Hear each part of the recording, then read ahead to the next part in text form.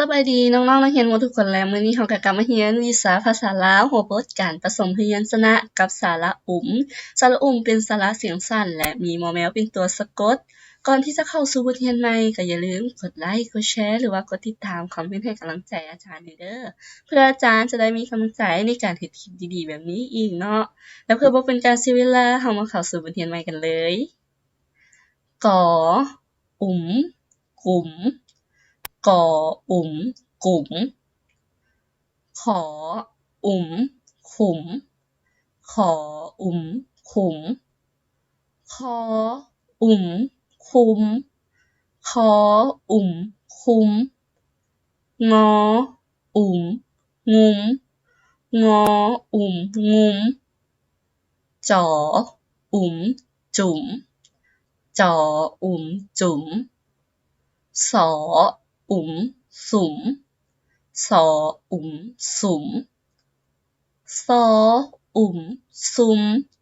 ซออุ๋มซุมยออุ๋มยุมยออุ๋มยุมดออุ๋มดุ๋มดออุ๋มดุ๋มตออุ๋มตุ๋มตออุ๋มตุ๋มถออุ๋มถุมทออุ๋มถุมทออุ๋มทุมทออุ๋มทุมนออุ๋มนุมนออุ๋มนุมบออุ๋มบุ๋มบออุ๋มบุ๋มปออุ๋มปุ๋มปออุ๋มปุ๋มผออุ๋มผุ๋มผออุ๋มผุ๋มฝออุ๋มฝุ๋มฝออุ๋มฝุ๋มพออุ๋มพุมพออุ๋มพุมฟออุ๋มฟุมฟออุ๋มฟุมมออุ๋มมุมมออุ๋มมุมหยออุ๋มหยุมหยออุ๋มหยุมลออุ๋มลุมลออุ๋มลุมลออุ๋มลุมลออุ๋มลุมวออุ๋มวุมวออุ๋มวุมหออุ๋มหุมหออุ๋มหุมออุ๋มอุ๋มออุ๋มอุ๋มหออุ๋มหุมหออุ๋มหุมงออุ๋มงุ๋มงออุ๋มงุ๋มหยอ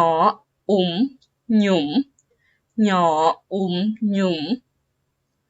หนออุ๋มหนุมหนออุ๋มหนุมหมออุ๋มหมุมหมออุ๋มหมุมหลออุ๋มหลุมหลออุ๋มหลุมหวออุ๋มวุ๋มหวออุ๋มวุ๋มกออุ๋มกุ๋มขออุ๋มขุมคออุ๋มคุมงออุ๋มงุมจออุ๋มจุ๋มสออุ๋มสุมซออุ๋มซุมยออุ๋มยุมดออุ๋มดุ๋มตออุ๋มตุ๋มทออุ๋มถุมทออุ๋มทุมนออุ๋มนุมบออุ๋มบุ๋มปออุ๋มปุ๋ม